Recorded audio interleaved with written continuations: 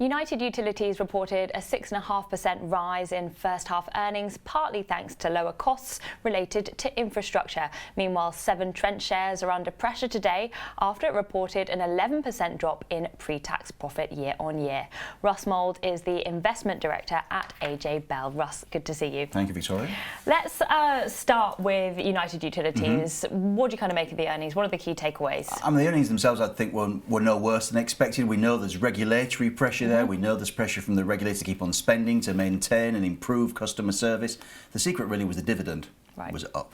And I think that's the key thing from a shareholder perspective. And Severn Trent also squeezed out a small dividend increase, or it certainly kept in line with the previous policy that it's discussed. And utilities still really seen as bond proxies. We know it's not a high growth business. We know it's tightly regulated. We know that customers are constantly keeping them under pressure on price. So it's all about the dividend yield. And if those dividends keep on coming through, that will at least give investors something to latch on to.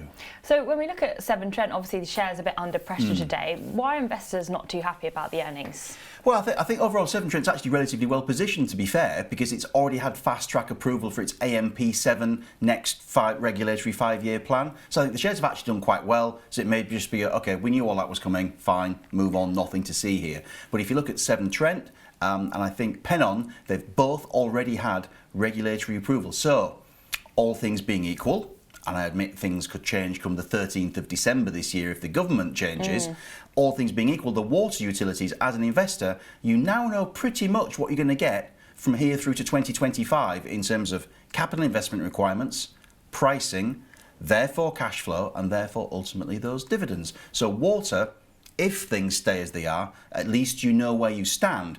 Now, if the economic cycle picks up and motors off, no, people aren't going to be terribly interested. But if there's any further uncertainty over politics, Brexit or the economy, utilities still could do relatively well, all things being equal. So if we compare the share prices of United Utilities and Severn Trent, say, over the last year, well, since that trough before the turn of the year, the start of this year, Severn Trent's considerably outperformed that of United Utilities. And is that why And I think that's probably before? reflected in that Severn Trent just had a terrific run because it's passed the biggest regulatory hurdle it will face for the next 5 years, barring a change in government.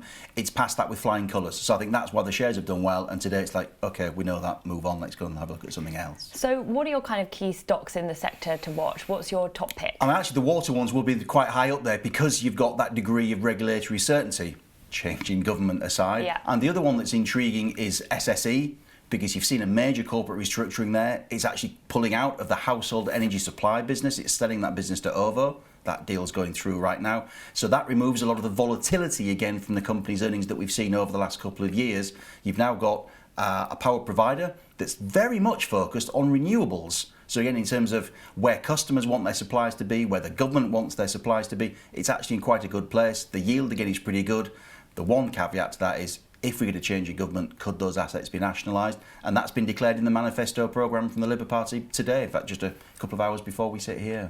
I mean, what would it actually mean for investors if these stocks were to be partly re-nationalised? Like, how would that even work? Well, we're still waiting to find out. I mean, Mr John McDonnell, the Shadow Chancellor, has said that the government would offer bonds in exchange for the shares, whether that would be government gilts or whether it would be a bond in the Green Infrastructure Fund, for example. We're still waiting to find out. I mean, if you're going to get a gilt, you're not getting much of a yield, are you, relative to the equity that you're holding? So I think that would be... And also, with every party talking about higher spending, gilts might not necessarily be where you want to be. We also don't know what duration or maturity those bonds will have, so there's still lots of questions to be asked there. The question is, can they do it? Is it legal? The Labour Party is saying, we have a precedent. Yes, it is, and we've done all of our homework. We can do this because they're not talking about paying market price. They're talking about possibly paying book value, asset value, which is below the market, or even possibly below that. So you think, well, what could the possible precedent be? The only one I can think of is Royal Bank of Scotland. If you think about it, it was nationalised effectively in 2008-9. The government stepped in. I'd have to look at what they paid relative to market price and asset price, but I would imagine next to book value, they paid a discount, because the market will have been ahead of the fact that the book value was going down. But I'd imagine that is possibly your president saying, look, we're the government, we can change the law, and actually there's a legal precedent anyway. So they can do it. What you would get as an investor, a gilt, yeah, I think that's possibly an interesting decision you've got to make asset allocation-wise. A green bond, Maybe if the yield's right, if the maturity's right, possibly. But at the moment, you've got equities that are yielding 4.5% to 5% generally. That's why people own them. So anything that comes at a discount yield to that, it might not look quite so attractive. So that is it is going to hang over the sector. Though interestingly, you know, gas, water, multi-utilities is up this year. Electricity is up this year. Electricity is the 12th best performing sector in the FTSE All-Share.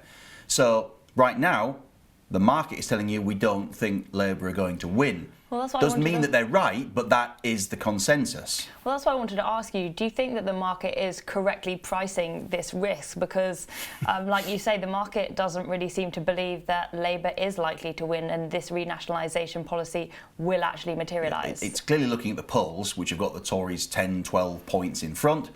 And also you've got the Liberal Democrats saying, well, we won't work with either of them. So I guess if there was a coalition or a minority Labour government, that could conceivably mean that some of their more aggressive policies don't get implemented. But equally, it is a risk.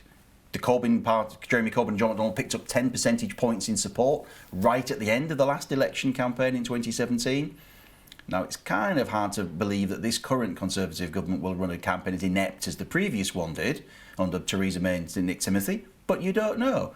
And so it's something that you've got to be careful of. And if you think about it on the day, would there be a bounce in utilities if there was a big Conservative majority? Possibly. Would the move downward if Labour got in be bigger? That would be my guess personally. So the risk reward in the very short term is probably skewed more towards the risk because the market is pricing in a Conservative win. So if there's a danger, it's that there's complacency and that there is a result that is not the one that's currently expected in the very short term. That's the danger. So trying to put those political risks aside for one moment and looking to where we are in the economic cycle, in the growth cycle, 10 years on from the financial crisis, a bit more in fact.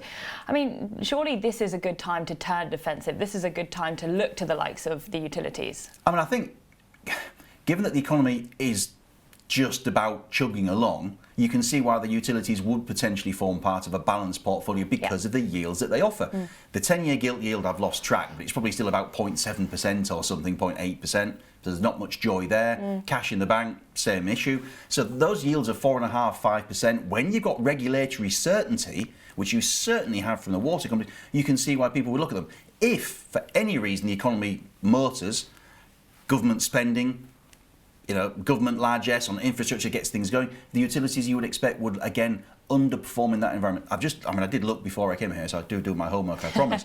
The last time the utility stock sectors were in the top 10 in the FTSE All-Share for a whole year was 2008, which, let's face it, wasn't a great year for everything else. They did less badly than most other things. So it's generally they do brilliantly when times are very, very tough for everybody else, less when times are relatively okay, but it's the yield that I think most people are cuddling them for right now. All right, and just very finally, when we compare the share price of Severn, Trent and United Utilities to BT, I mean, BT doesn't look very pretty at all. No, I mean... More downside to come? From memory, BT's now trading no higher than it did in the early 1990s, so it's had an absolute shocker of a time.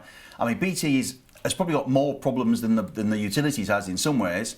It's got the government. It's got the nationalisation threat on it now because of Openreach, which is a fifth of sales and a third of profits. It's got the regulator breathing fire, Ofcom, and it's got competition coming out of its ears, whether it's in mobile, whether it's in fixed line, whether it's in broadband, whether it's in television. And it's got customers who can, frankly, quite easily change supplier, probably more easily than they can for the utilities. So it's got everything against it, and a big pension deficit, and a big debt pile. It's really, really tough. And I think they've got a smart person come in, Philip Jansen, to run the company. But you look at that 15.4p a share dividend, it's not well covered by earnings, it's not well covered by cash flow. You've got a stock on a P of 8 with a yield of about 8. Normally that kind of tells you that one of those numbers, if not both of them, are wrong. So I would be worried about BT's dividend. The one thing that's in its favour is everybody hates it. And it's performed horribly. So it wouldn't take an awful lot to persuade people to reassess. You're desperately struggling for a catalyst to make people want to reassess it right now. All right, Russ, thank you so much.